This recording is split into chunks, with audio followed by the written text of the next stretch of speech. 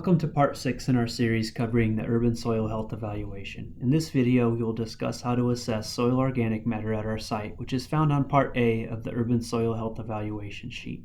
Contact us at the email shown below to obtain the evaluation sheet.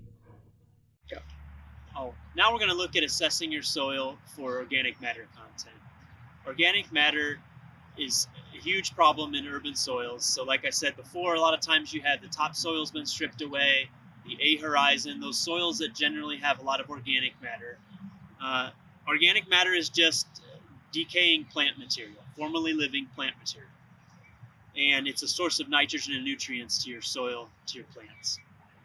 The best way to evaluate a soil, the quickest way I should say to evaluate a soil for organic matter, is to look at the color. So if you look at our site here, I kind of dug a slice here, you see a big difference. So at the top here, you see how much darker it is. That tells you there's a fair amount of organic matter in that soil. So the top couple inches has a relatively high organic matter content.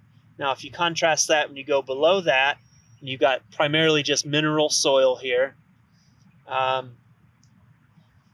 of dark, but not nearly as dark as what you saw at the top. So this would be in the best category, and this would be probably in the tolerable category.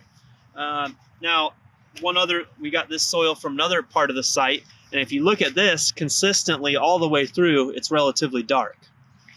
So that tells you that this particular soil, in terms of organic matter content, is much better suited.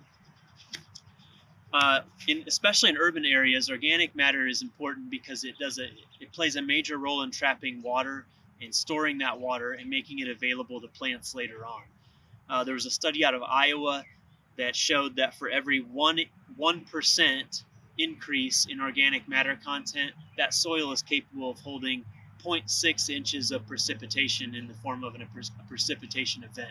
So that's a significant amount of water storage, which is always an issue in urban areas, but that also applies to your garden as well. So if your garden can store water and slowly release that water to make it available to the plants, your plants are going to be much more healthy. We're going to look at one other site at this near where we're at here, and we'll show you another example of organic matter content. Okay, so let's look at one other example of organic matter content. Like I said, we're largely going on color.